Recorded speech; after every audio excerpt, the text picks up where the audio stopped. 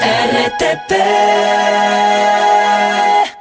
Nos acompaña, él es José Fernando Najas, psicoterapeuta. Vamos a conversar con él. ¿Cómo está? Lo veo, no sé. Pero déjame ver que Sí, sí. no. Eh, Tiene su micrófono apagado. Hola. Hola, hola, ¿me escuchan?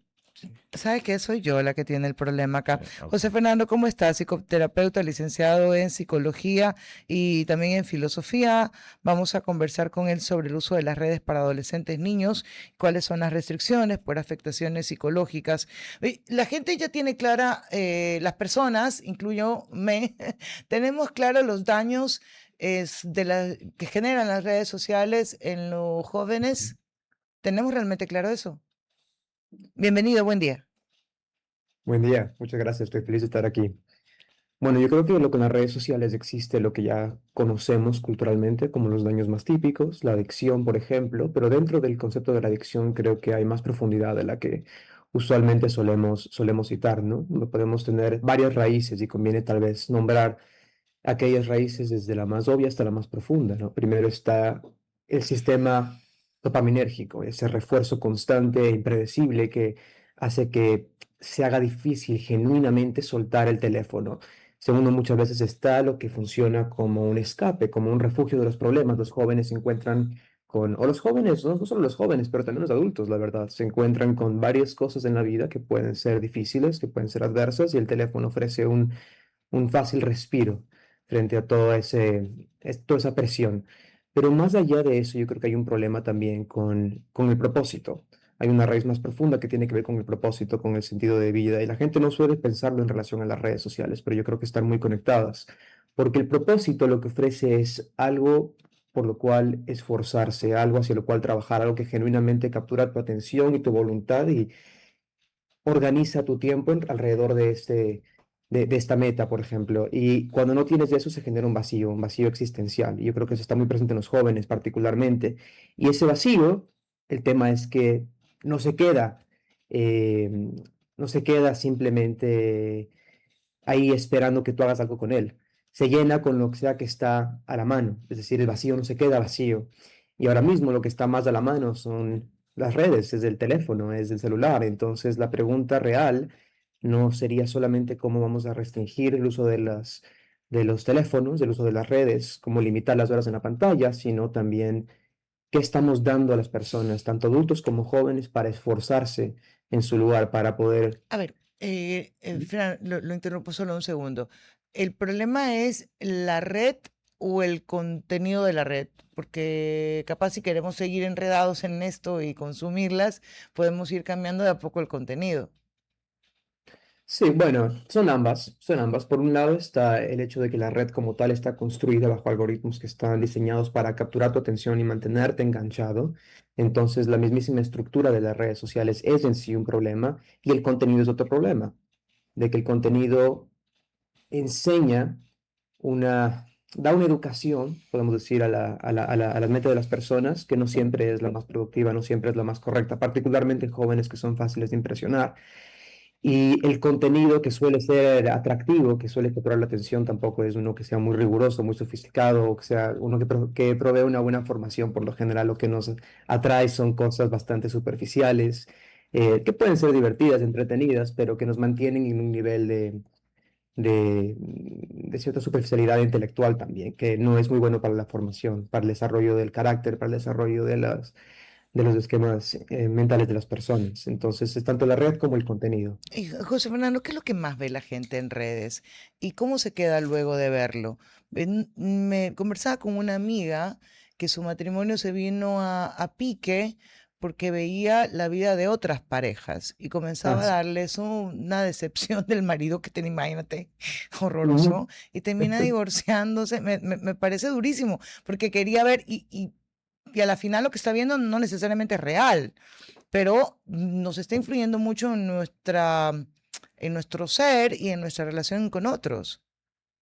Claro, claro. En las redes se ve un poco de todo, la verdad, Ujú. como puedes imaginarte, ¿no? Se ve desde los típicos memes, videos graciosos, hasta, como tú mencionas, esta curaduría de las vidas de las personas, donde se presenta solo lo que es atractivo, solo lo que es aparentemente perfecto. Y el problema es que siempre que comparamos, ¿no?, lo que es seleccionado específicamente para impresionar a los demás con nuestra realidad, la realidad sale perdiendo.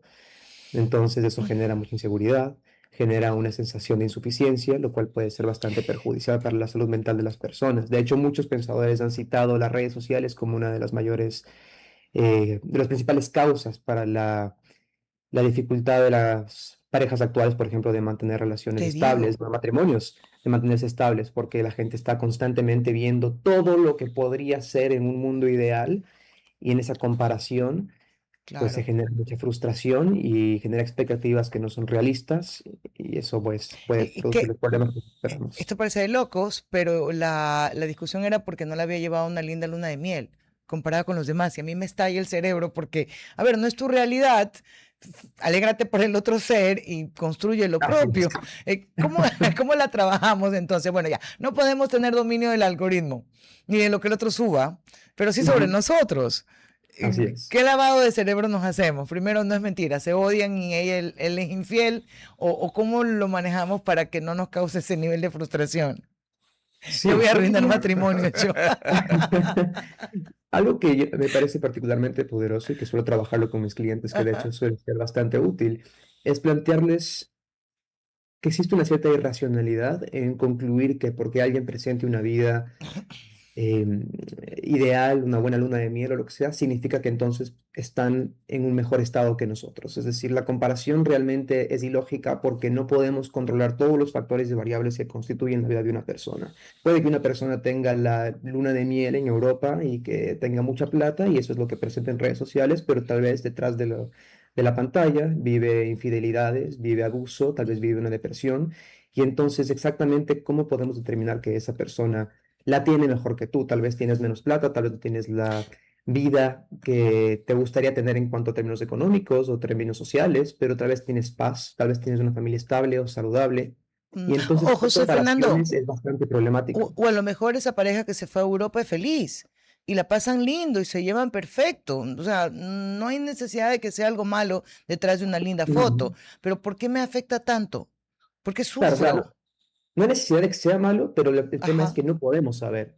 Sí, Y sí, tenemos sí. un sesgo a concluir que porque vemos una porción de su vida, entonces todo debe ser excelente. Pero bueno, asumamos que las cosas sí son muy buenas para ellas. Pues en ese caso es importante reconocer que nos va a afectar, como digo, porque estamos comparando nuestra realidad con un ideal. Ujú. Y es que eso siempre va a generar una distancia, una brecha que nos va a hacer sentir insuficientes. Y la insuficiencia como tal va a generar siempre una experiencia negativa para la persona.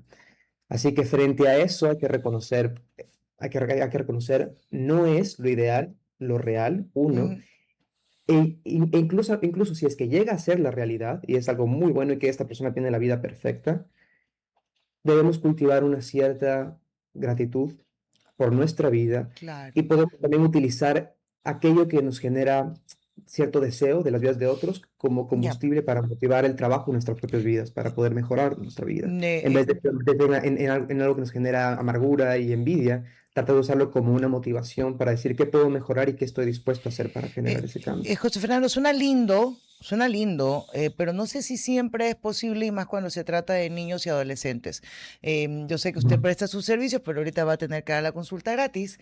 ¿Qué ejercicio, qué ejercicio podemos hacer con los chicos que se ven afectados por la calificación, valoración o comparación en las redes sociales? ¿Qué puedo trabajar? No sé, mírate al espejo, tienes mucha... ¿Qué hago yo para que esta criatura se convenza de que su vida no es perfecta, pero que es su vida y que la agradezca o que la transforme?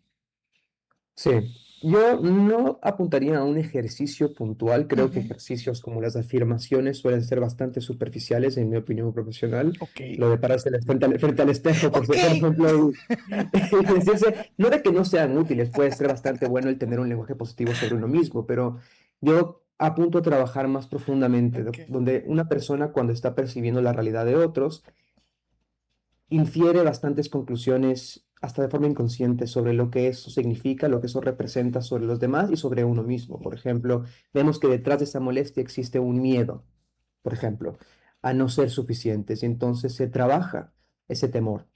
Se trabaja ese temor para que el joven pueda empezar a sentir que genuinamente tiene valor.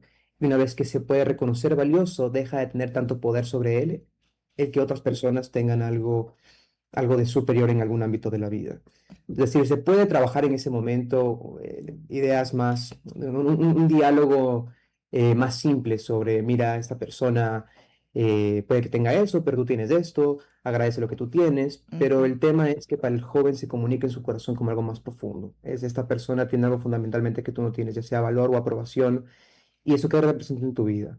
Y los jóvenes, de hecho, son más profundos de lo que solemos pensar. Es decir, yo creo que un adolescente, en mi experiencia, puede llegar a tener este tipo de reflexiones si es que es acompañado apropiadamente.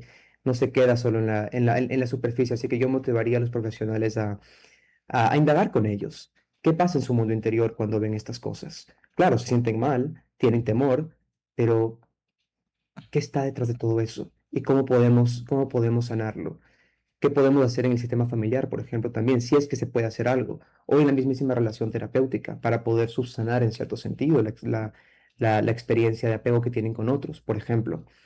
O sea, hay muchas vías de trabajo, pero yo diría que hay que ir a la raíz, en general, con cualquier problemática, antes que ir solamente a los síntomas, que es lo que se aparece con la ansiedad frente a la comparación. Dale, siempre un placer, José Fernando, gracias por habernos acompañado. O sea, ya algunos tips descartados. Un abrazo, cuídese. Cuídense. RTP